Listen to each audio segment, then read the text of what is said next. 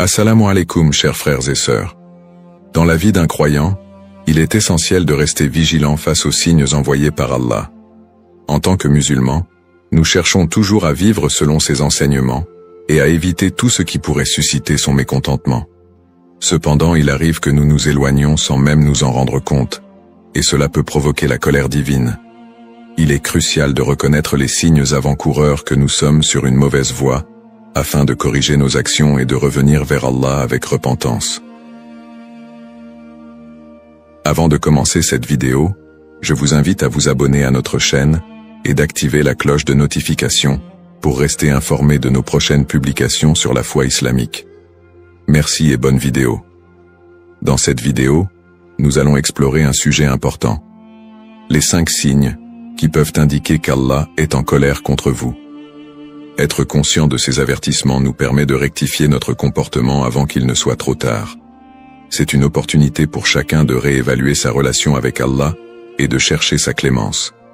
Ces signes peuvent se manifester dans votre vie quotidienne, à travers vos prières, votre comportement, ou encore vos relations avec autrui. Nous allons donc aborder en détail ces 5 signes, afin que vous puissiez mieux comprendre ce qui pourrait déplaire à Allah et comment y remédier. Soyez attentifs à ces indices pour rester sur le droit chemin et recevoir sa miséricorde. Alors, restez avec moi jusqu'à la fin pour découvrir cela. Si vous avez des questions ou des commentaires en cours de route, n'hésitez pas à les laisser en bas. J'apprécie beaucoup vos retours. Allons-y. Dans la théologie islamique, la colère d'Allah est un concept qui, bien qu'il soit mentionné dans le Coran et les hadiths, est souvent mal compris.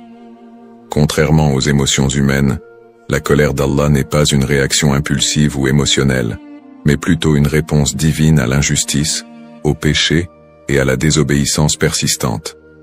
Elle découle de sa sagesse et de sa justice parfaite. Allah est Al-Adl, le juste, et Ar-Rahman, le tout miséricordieux. Mais lorsque les limites fixées par lui sont violées sans repentir, cela peut entraîner sa colère. Dans le Coran, Allah avertit à plusieurs reprises les croyants et les non-croyants des conséquences de la désobéissance et de l'oubli de sa guidance. Par exemple, dans la sourate Al-Fatiha, nous demandons chaque jour de ne pas être parmi ceux qui ont encouru sa colère. Le chemin de ceux que tu as comblés de faveur, non pas de ceux qui ont encouru ta colère, ni des égarés. Coran 1:7. Ce verset met en lumière l'existence de ceux qui, par leur comportement, attirent la colère d'Allah sur eux. De nombreux hadiths du prophète Mohammed, paix et salut sur lui, mettent également en garde contre les actions qui entraînent la colère d'Allah.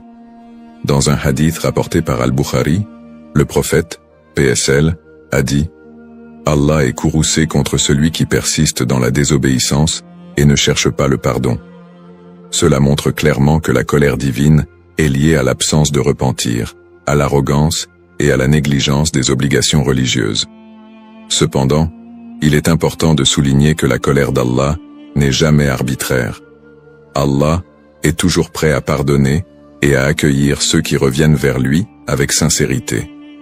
Dans la sourate Az-Zumar, Allah dit « Dis, ô mes serviteurs qui avez commis des excès à votre propre détriment, ne désespérez pas de la miséricorde d'Allah, car Allah pardonne tous les péchés. Il est certes le pardonneur, le très miséricordieux. » Coran 39:53. Ainsi, même si un croyant sent qu'il a peut-être encouru la colère d'Allah, il est toujours possible de se repentir et de retrouver sa miséricorde.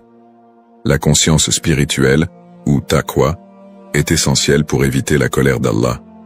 La taqwa consiste à être constamment conscient de la présence d'Allah, à éviter ce qu'il a interdit et à accomplir ce qu'il a ordonné. Le prophète, PSL, a décrit la taqwa comme étant ici, en pointant son cœur. Cela montre que la piété ne réside pas seulement dans les actions extérieures, mais aussi dans l'état intérieur du croyant. Un cœur pur, humble et repentant est à l'abri de la colère d'Allah. En conclusion, la colère d'Allah, bien qu'elle soit un concept puissant et effrayant, est un rappel pour nous inciter à rectifier nos comportements et à revenir à lui. Le Coran et les hadiths nous offrent de nombreux exemples des conséquences de la désobéissance, mais aussi des opportunités de repentir. la conscience spirituelle, la prière sincère et la recherche du pardon divin sont les clés pour éviter d'attirer la colère d'Allah et pour rester sur le chemin de sa miséricorde. Signe 1. Éloignement de la prière. Le premier signe avant-coureur indiquant qu'Allah est en colère contre une personne est l'éloignement de la prière, un acte fondamental dans la vie du musulman. La prière, ou salat, est l'un des 5 piliers de l'islam, et elle constitue le lien direct entre le croyant et son créateur. Lorsque ce lien se fragilise, cela peut être un signe alarmant que la personne s'éloigne de la miséricorde d'Allah et qu'elle court le risque d'encourir sa colère. Description du signe. L'éloignement de la prière peut se manifester de différentes manières. Négliger les prières obligatoires, prier en retard sans raison valable, ou accomplir la prière de manière mécanique, sans concentration ni sincérité. Certaines personnes peuvent même en arriver à abandonner complètement la prière, un acte considéré comme gravissime en islam. Le prophète Muhammad, paix et salut sur lui, a d'ailleurs averti dans un hadith rapporté par Muslim: entre l'homme et la mécréance, il y a l'abandon de la prière.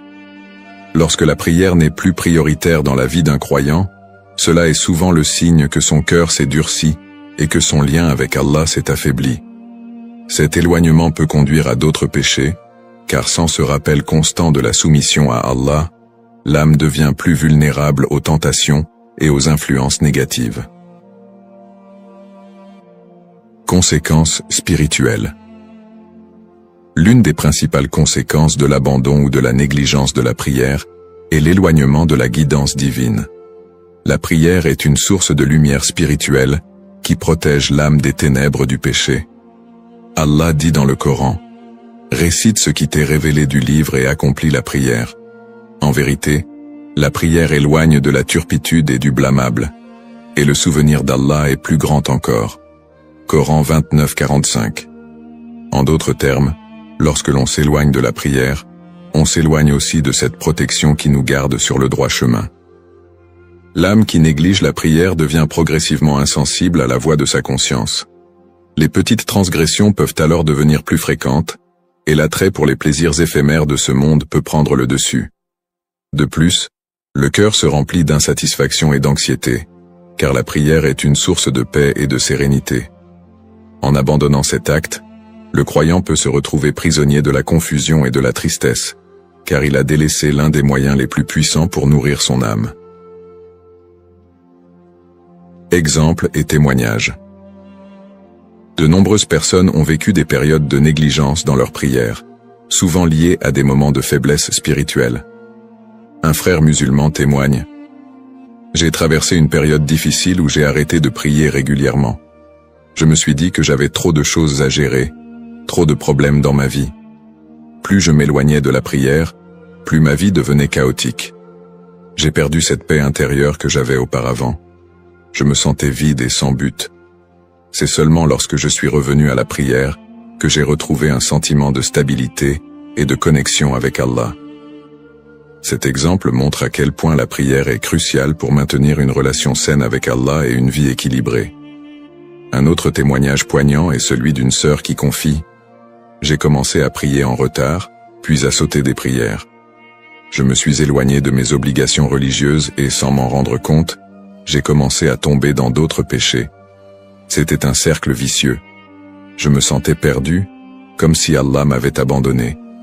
Mais en réalité, c'est moi qui l'avais abandonné en premier. » Ces témoignages sont des rappels puissants que l'éloignement de la prière est souvent un signe que quelque chose ne va pas dans notre vie spirituelle.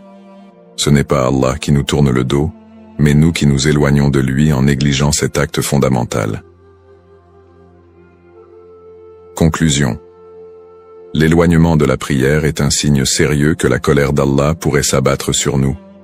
C'est un rappel que la prière est plus qu'une simple obligation rituelle. C'est une connexion directe avec Allah, une source de guidance et de paix intérieure. Si vous vous reconnaissez dans ce signe, sachez qu'il est toujours possible de revenir à Allah. Il est toujours prêt à pardonner et à accueillir ceux qui se repentent sincèrement. L'important est de ne pas laisser la négligence persister, car chaque prière manquée est une occasion manquée de se rapprocher de celui qui nous aime et veut notre bien. Signe 2. Augmentation des péchés.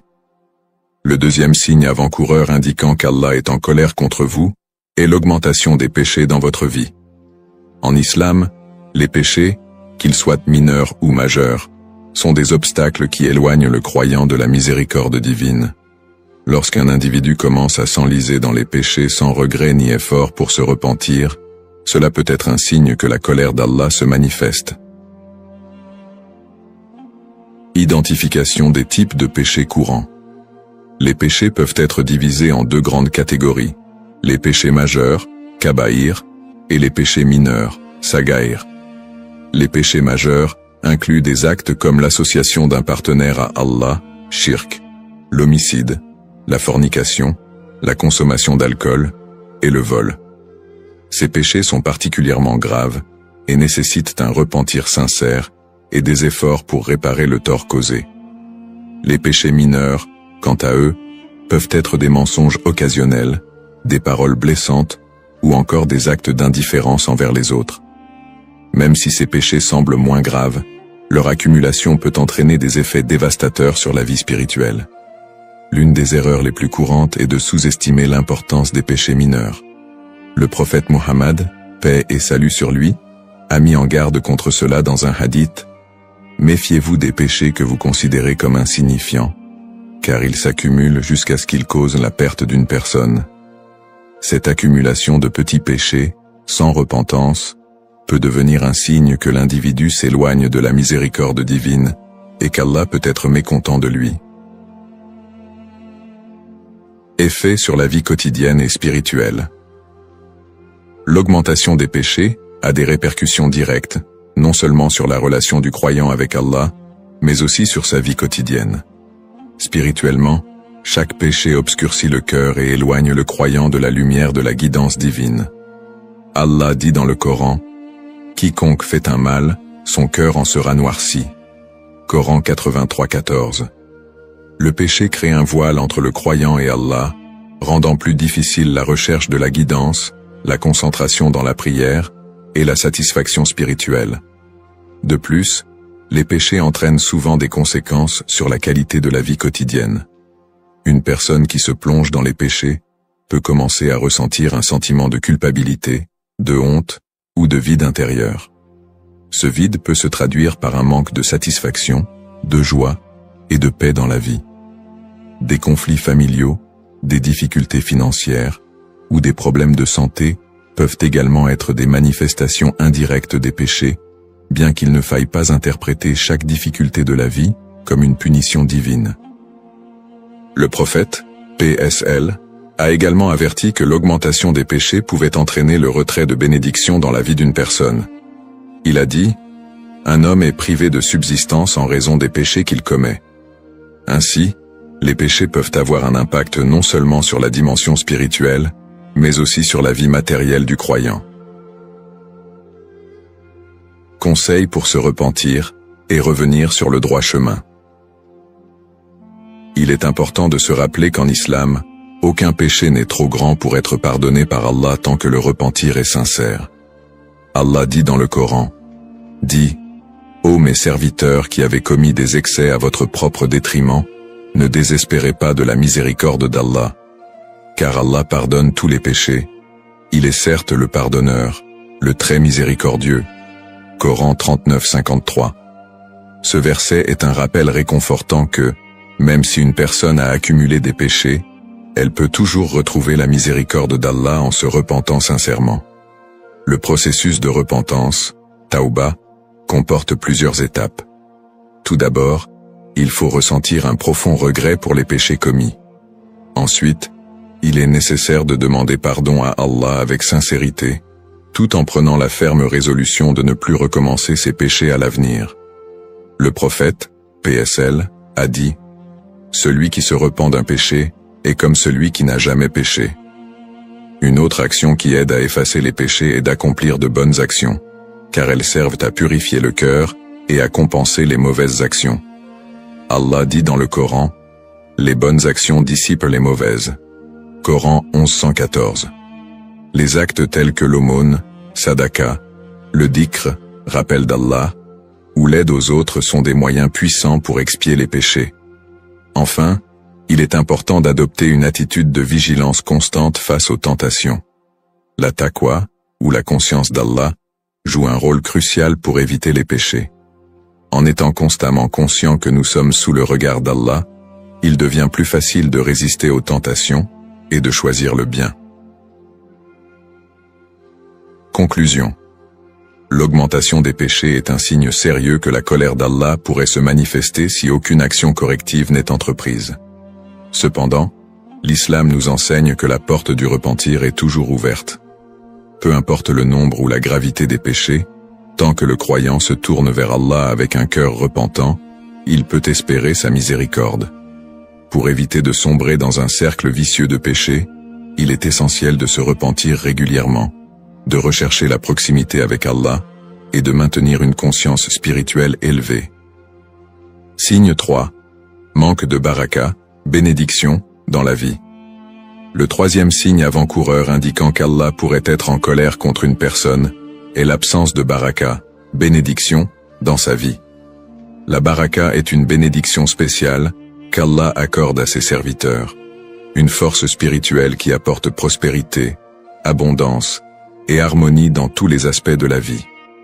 Lorsque la baraka commence à diminuer ou à disparaître, cela peut être le signe d'un éloignement de la miséricorde divine et un appel à réévaluer son comportement spirituel. Qu'est-ce que la baraka? La baraka est une bénédiction invisible qui rend une petite quantité suffisante et une grande quantité encore plus abondante. C'est un don spirituel qui donne de la richesse à une vie simple, de la tranquillité au cœur et du succès aux actions entreprises. Elle n'est pas seulement liée à la richesse matérielle, mais englobe la santé, la tranquillité d'esprit, les relations familiales, le temps et même les opportunités dans la vie.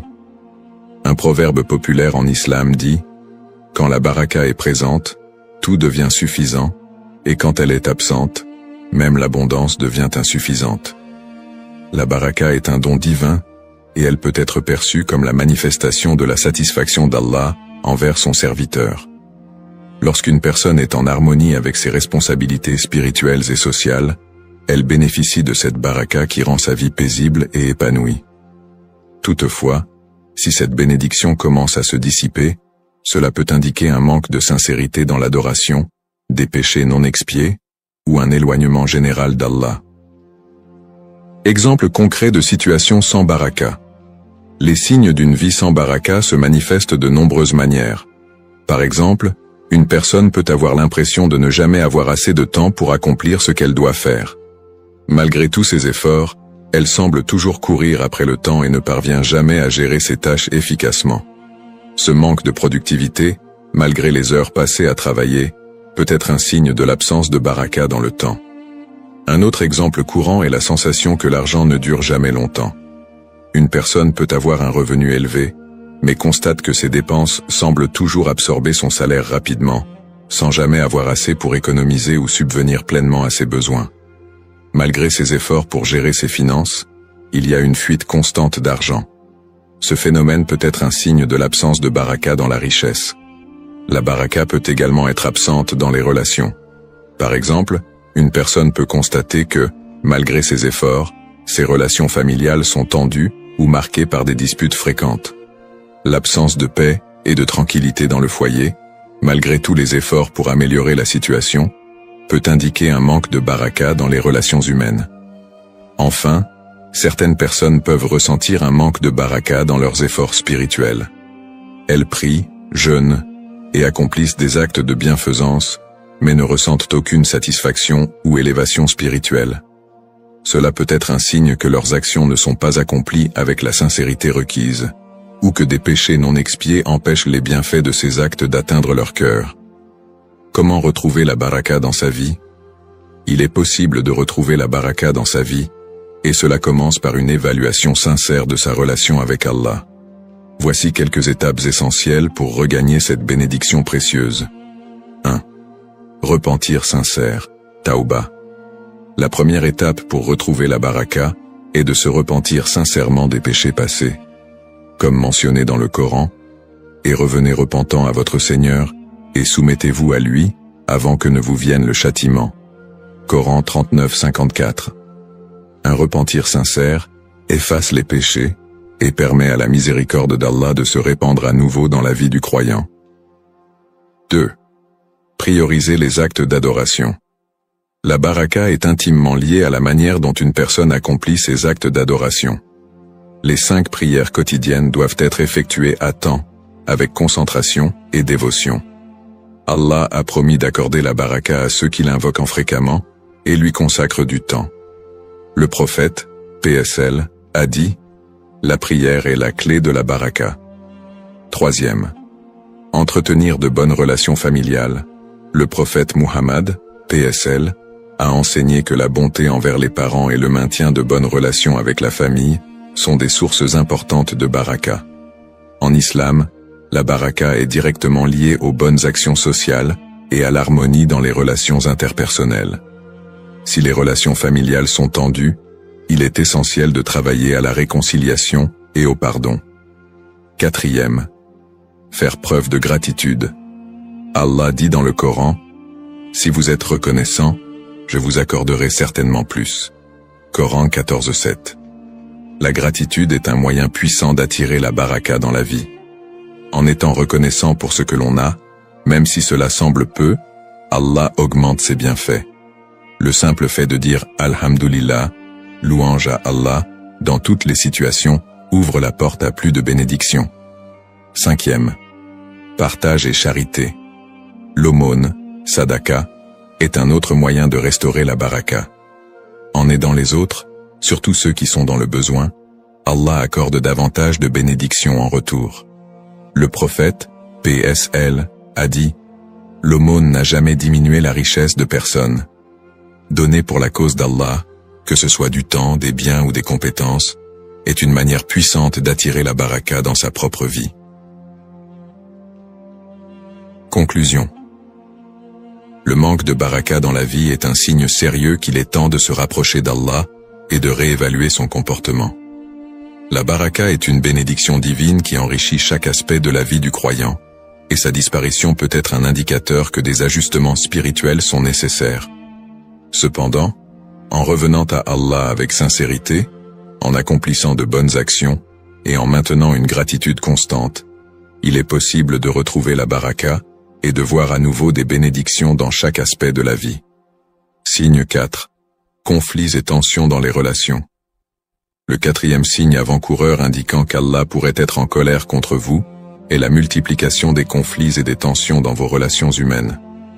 En islam, les relations humaines jouent un rôle crucial dans la vie spirituelle, car elles reflètent souvent l'état de la relation d'une personne avec Allah. Les tensions répétées, les malentendus fréquents et les conflits non résolus peuvent être un signe que l'harmonie divine a été perturbée. Cela est souvent lié à des comportements et des attitudes contraires à l'éthique islamique, tels que l'orgueil, l'injustice ou le manque de patience. Analyse des relations humaines en islam. En islam, les relations humaines sont considérées comme un élément fondamental de la foi. Le prophète Muhammad, paix et salut sur lui, a souvent insisté sur l'importance de bien traiter les autres, que ce soit les membres de la famille, les amis, les voisins, ou même les étrangers. Dans un hadith célèbre, le prophète, PSL, a dit « Aucun de vous ne croit vraiment tant qu'il n'aime pas pour son frère ce qu'il aime pour lui-même. » Cette empathie et ce respect envers autrui sont des manifestations directes de la foi. Les relations humaines sont aussi liées à la notion de haqq, droit. Chaque individu a des droits sur les autres, qu'il s'agisse des droits des parents, des époux, des enfants, ou même des voisins. Respecter ces droits est une obligation religieuse, et toute transgression de ces droits peut entraîner des tensions dans les relations. Par exemple, ne pas respecter ses parents, manquer d'équité dans son couple, ou médire d'une personne derrière son dos sont des comportements qui non seulement nuisent aux relations, mais peuvent aussi provoquer la colère d'Allah. Les relations humaines en islam sont un test de patience, de pardon et de justice. Elles sont un reflet de la manière dont une personne traite Allah à travers le respect de ses créatures. Quand les conflits deviennent récurrents, il est essentiel de se demander si ces relations sont gérées de manière conforme aux enseignements islamiques. Impact des conflits sur la spiritualité. Les conflits récurrents ont un effet direct sur la spiritualité d'une personne. En islam, la paix intérieure est liée à la paix avec les autres. Les disputes constantes, la rancune et les tensions non résolues sont des poids spirituels qui peuvent obscurcir le cœur. Le prophète Muhammad, PSL, a dit « Les portes du paradis sont ouvertes tous les lundis et jeudis, et Allah pardonne à tout serviteur qui ne lui associe rien dans l'adoration, sauf à ceux qui sont en conflit les uns avec les autres. » Ce hadith montre que le pardon et la réconciliation sont essentiels pour recevoir la miséricorde divine. Les conflits prolongés peuvent également perturber la concentration dans les actes d'adoration, comme la prière. Une personne dont le cœur est rempli de colère, de rancune ou de ressentiment trouvera difficile de se concentrer lors de la prière et de ressentir la paix spirituelle. Les actes de bienfaisance peuvent également perdre de leur valeur si une personne entretient des conflits non résolus. Le prophète, PSL, a dit « Celui qui coupe les liens de parenté n'entrera pas au paradis. » Les relations humaines sont donc un aspect central de la vie spirituelle, et les conflits peuvent gravement nuire à cette connexion avec Allah. Stratégie pour rétablir l'harmonie. Il est essentiel de restaurer l'harmonie dans les relations pour retrouver la paix intérieure et la satisfaction d'Allah. Voici quelques stratégies islamiques pour rétablir l'harmonie dans les relations. 1. Le pardon. En islam, le pardon est une vertu centrale. Allah aime ceux qui pardonnent, et il promet de les récompenser grandement. Le prophète, PSL, a dit « Soyez miséricordieux envers les autres, et Allah sera miséricordieux envers vous. » Pardonner même lorsqu'on a été lésé est un moyen puissant de rétablir l'harmonie. Le Coran dit « Ceux qui répriment leur colère et pardonnent aux gens, car Allah aime les bienfaisants. » Coran 334. 2. La communication bienveillante. De nombreux conflits naissent d'un manque de communication ou de malentendus. Il est essentiel de s'asseoir et de discuter avec honnêteté et respect des problèmes qui provoquent les tensions. En islam, le bon comportement dans la parole est très important. Le prophète, PSL, a dit « Celui qui croit en Allah et au jour du jugement dernier doit dire ce qui est bon ou garder le silence. » Le choix des mots, le ton et l'attitude peuvent apaiser de nombreux conflits. 3. Faire preuve de patience, sabre. La patience est une qualité essentielle pour résoudre les conflits. Allah dit dans le Coran « Ô vous qui croyez, cherchez secours dans la patience et la prière, car Allah est avec ceux qui sont patients. » Coran 253. Dans les moments de tension, il est facile de réagir impulsivement, mais la patience permet de réfléchir et de répondre avec sagesse, plutôt qu'avec colère. 4. Chercher la réconciliation, Islah. En islam, la réconciliation est vivement encouragée. Si deux personnes sont en conflit, les autres membres de la communauté sont invités à intervenir pour apaiser les tensions et rétablir la paix. Le Coran encourage cette pratique. Et si deux groupes de croyants se combattent, réconciliez-les. Coran 49, 9. La islah peut également se faire par l'intermédiaire d'un aîné, d'un médiateur ou d'un imam. 5. Multiplier les invocations, dua. Enfin, demander l'aide d'Allah à travers des invocations sincères est une des meilleures façons de restaurer l'harmonie dans les relations. Le croyant doit prier Allah pour qu'il adoucisse les cœurs, facilite le pardon et restaure la paix. Il est rapporté dans un hadith « Rien ne change la prédestination, à part la dua. » Conclusion. Les conflits et les tensions dans les relations humaines sont un signe que quelque chose ne va pas dans la relation avec Allah. Les conflits affectent non seulement la vie sociale, mais aussi la spiritualité, en détournant le cœur de la paix divine. Cependant, avec des actions telles que le pardon, la communication bienveillante, la patience et la prière, il est possible de rétablir l'harmonie dans les relations et de retrouver la satisfaction d'Allah. Il est crucial d'agir rapidement pour résoudre les conflits, car ils peuvent devenir un obstacle majeur à la miséricorde divine. Signe 5. Sentiment de vide spirituel. Le cinquième et dernier signe avant-coureur indiquant qu'Allah pourrait être en colère contre vous est le sentiment de vide spirituel. Ce vide, souvent ressenti comme un manque profond de sens ou de connexion avec le divin, est l'un des indicateurs les plus troublants d'une déviation dans la relation d'une personne avec Allah. Lorsque le cœur est éloigné de la foi, l'âme souffre de cette déconnexion, se retrouvant sans repère spirituel, et cela peut être un signe que quelque chose ne va pas dans la vie du croyant. Description de ce sentiment. Le vide spirituel se manifeste par une absence de paix intérieure, une perte de joie dans les actes d'adoration, ou un sentiment d'indifférence envers la foi. La prière, qui devrait normalement être une source de réconfort et de sérénité, peut sembler vide de sens ou être accomplie mécaniquement sans réelle connexion.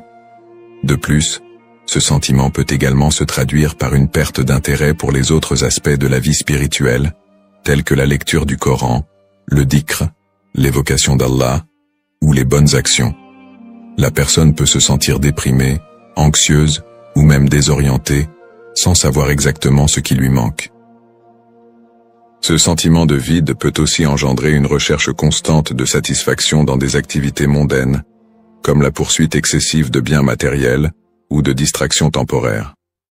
Cependant, ces plaisirs sont souvent éphémères et ne font que renforcer ce sentiment de vide une fois leur effet passé. Importance de la connexion avec Allah. La cause fondamentale de ce vide spirituel est la rupture de la connexion avec Allah. En islam, cette connexion est la base de la vie spirituelle et de la paix intérieure. Allah dit dans le Coran, « Ceux qui ont cru et dont les cœurs se tranquillisent à l'évocation d'Allah. » Certes, c'est par l'évocation d'Allah que les cœurs se tranquillisent. Coran 13-28. Cela signifie que la satisfaction et la paix véritable ne peuvent être trouvées que dans la relation avec le Créateur. Le vide spirituel est donc le résultat d'un éloignement progressif d'Allah. Cela peut être dû à plusieurs facteurs, tels que l'accumulation de péchés non repentis, la négligence des obligations religieuses ou l'influence des tentations mondaines. Plus la personne s'éloigne de cette connexion, plus le sentiment de vide grandit. Ce vide est en réalité un appel du cœur à revenir vers Allah, car il ne peut trouver de repos ailleurs. Le prophète Muhammad, paix et salut sur lui, a dit « En vérité, dans le corps se trouve un morceau de chair, et si ce morceau de chair est sain, tout le corps sera sain, mais si ce morceau de chair est corrompu, tout le corps sera corrompu. En vérité, c'est le cœur. Lorsque le cœur est éloigné d'Allah, cela affecte l'ensemble de la vie spirituelle et physique de la personne, créant ce sentiment de vide et de déséquilibre. Suggestions pour renforcer sa foi et sa spiritualité. Il est crucial de réagir face à ce sentiment de vide, en prenant des mesures concrètes pour restaurer la connexion avec Allah et retrouver la paix spirituelle. Voici quelques suggestions pour renforcer sa foi et sa spiritualité. 1. Renouveler son intention, Niyya.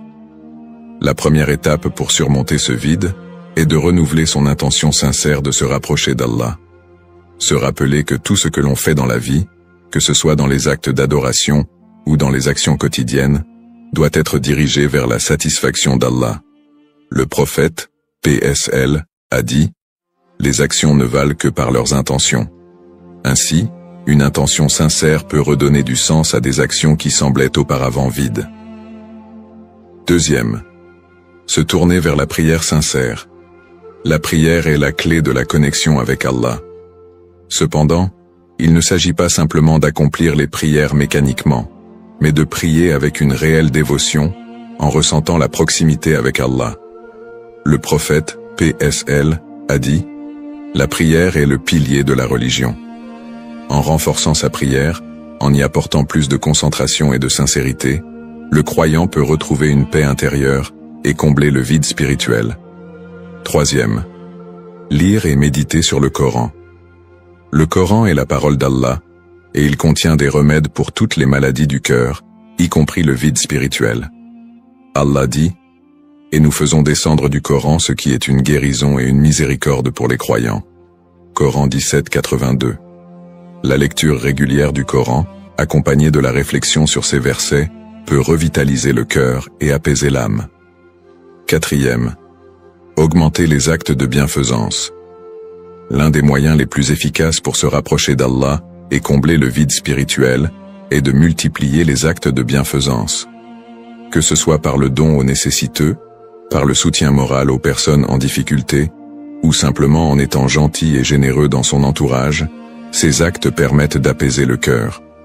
Le prophète, PSL, a dit « Celui qui est dans le besoin, si tu lui facilites la tâche, Allah te facilitera la tienne dans l'au-delà. » 5. Pratiquer le dhikr, l'évocation d'Allah. Le dhikr est un autre moyen puissant de reconnecter son cœur à Allah.